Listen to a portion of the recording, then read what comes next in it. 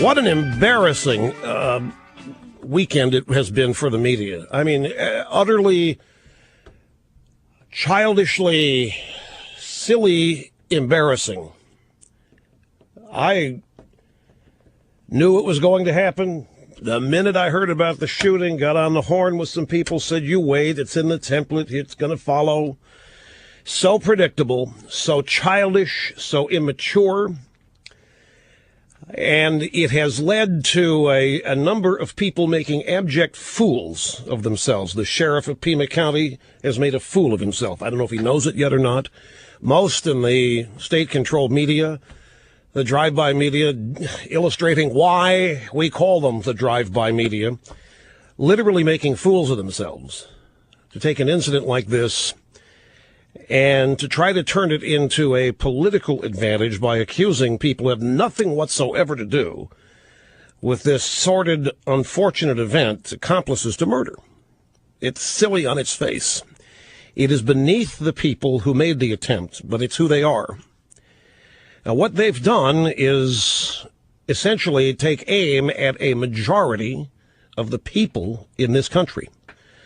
A majority of the people in this country identify more with the Tea Party movement than with the Democrat Party today, than with liberalism. This is not 1988. This is not 1993, when this program was the only new media out there, and they still had the ability to control the message. They had the ability to suppress the news they didn't want anybody to hear about. They had, frankly, total control over what was news, what wasn't news, and what was commentary on the news. And ever since they have lost that monopoly in the media, they have been their own version, and to one degree or another, insane. Now, one of the first acts of insanity is to take an obviously deranged, insane, irrational kid and try to analyze him with sanity and with rationality. We're talking about a genuinely mentally disturbed kid. My question is, who are the parents of this kid? I find it fascinating that the media, many in the Democrat Party, want to try to blame people who don't know this kid. The kid never knew, the kid never heard, the kid never was exposed to.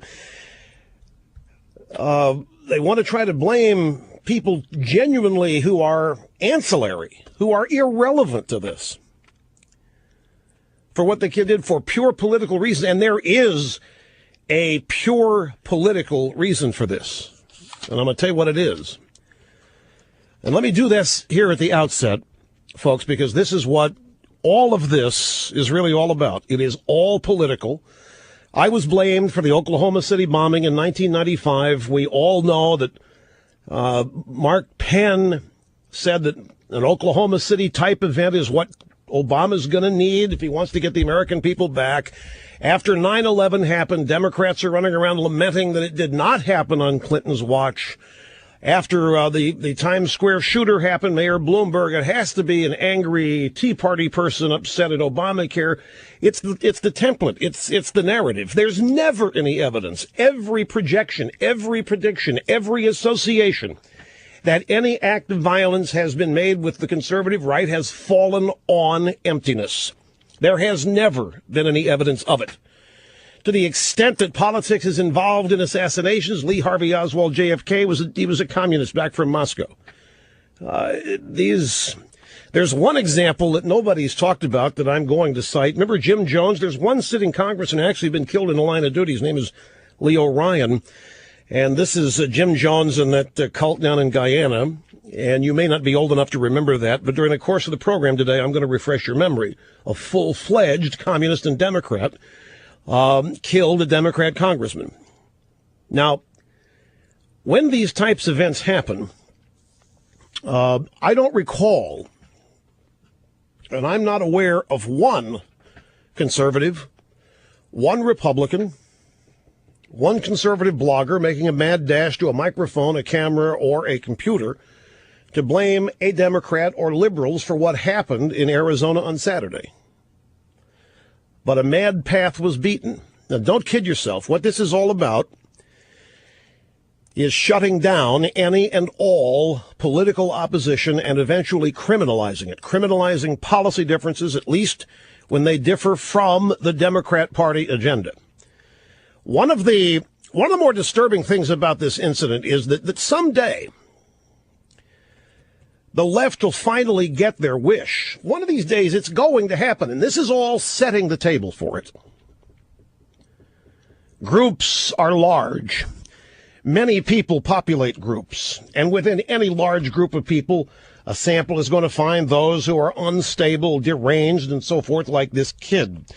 You are eventually at some point going to probably find somebody who could be more closely identified with a particular political movement. This kid's just a nut.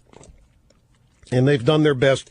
By the way, they're already moving off of this, folks, now talking about gun control. That's the indication that they're preparing to move off of the fact that the Tea Party, Palin, all these other people are responsible for this. They're now moving to gun control. That was also something predictable. When that happens, you know that they're beginning to change course on this. Now, I guarantee you that somewhere in a desk drawer in Washington, D.C., someplace, in an FCC bureaucrat's office or someplace, the government machinery will be in place to take away as many political freedoms as they can manage on the left.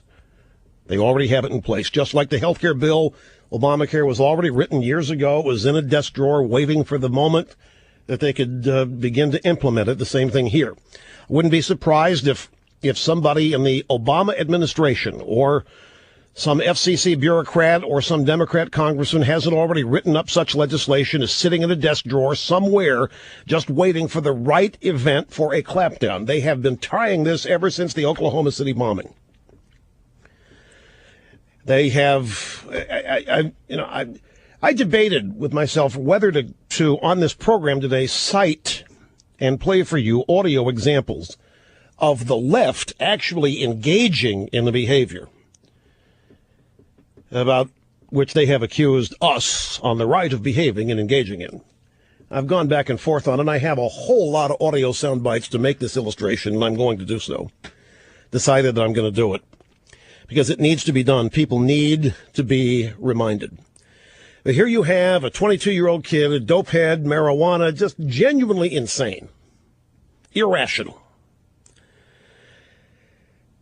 And the first thought, the desperate hope that the losers in November of 2010 had was that they could revitalize their political fortunes because of this unfortunate shooting of a congresswoman in Arizona.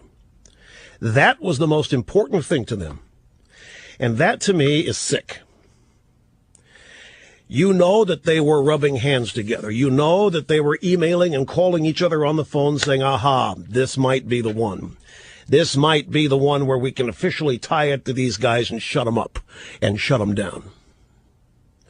They want you to believe that sadness was on the order of the day, and I'm sure it was, but the opportunity couldn't help themselves. They just couldn't help themselves. Their first objective and first priority was to try to make an association between this nut and Sarah Palin. What? I mean, that's absolutely, you talk about insane? This guy doesn't know Sarah Palin. She doesn't know him.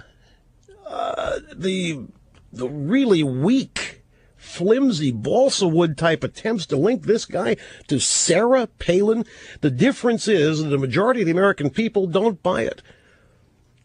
The difference today and 15, 20 years ago is these people on the left are now seen by a majority of Americans for who they are and what they are.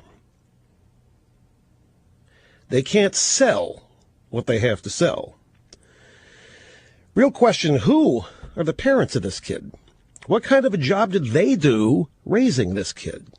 Are the parents derelicts? So what? This guy spends time on the web, surfing and so forth. Really? If people on the right and Sarah Palin and so forth are responsible for all of this, and this vitriol and rhetoric is so pitched, how come this isn't happening every day? Why is it the vast exception to the rule? There's no logic in any of the assertions that they're making. None. That they couldn't wait.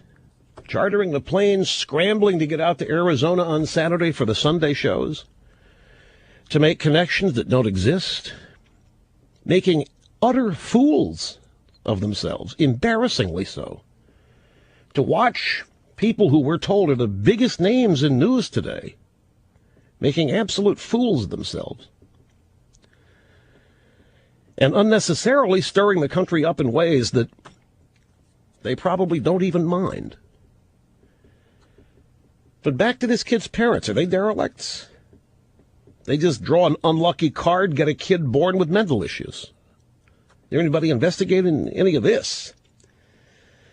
Mental health issues like this, often caused by drug use, and this guy was so devoted to marijuana, he wanted it to become the new U.S. currency. I don't know of anybody on my side of the aisle who suggested that. I mean, I get it's fatuous and silly to even verify or justify these accusations by defending them. Except the premise is insane, it's silly, and it's stupid. It's beneath these people. Or is it? It is who they are. Has anybody tried to institutionalize this kid? The pack mentality of the drive-bys has led them to ask none of these questions. Why are we constantly admonished not to rush to any conclusions? The president himself, after Fort Hood, don't rush to any conclusions here. Be very careful. We don't want to make any unfair allegations or associations here. Talk about Major Hassan on his shooting spree at Fort Hood. Now the same politicians and reporters are bending over backwards to try and link this shooting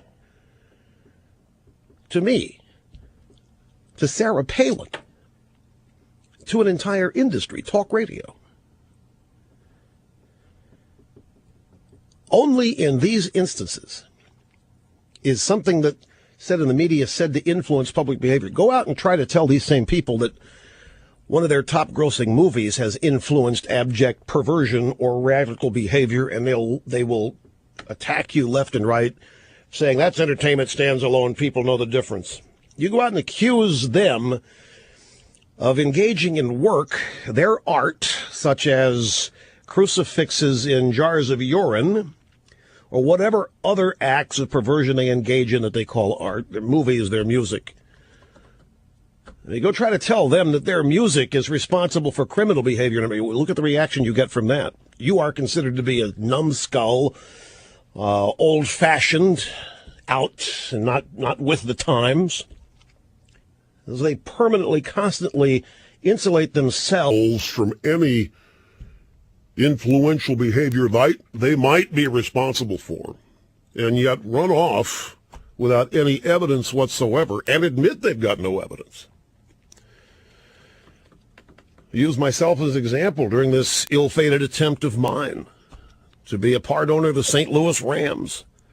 Fake quotes promoting slavery and other such despicable things were made up and circulated, and were finally, after it was too late, documented to be all lies. The reaction was, yeah, well, probably thinks it anyway. Well, one of the early posts was, there's no evidence that this kid's linked to, blah, blah, but it's a good bet that he was. It's the same lame, transparent, purely political attempt by the American left to do what they cannot persuade the American people to do, and that is support them. They know they can't, they lose elections left and right, they got shellacked.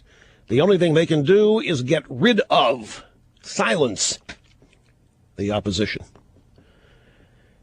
All of this that you have been subjected to if you've turned on the television over the weekend has been pure politics, disguised as compassion and concern for a congresswoman.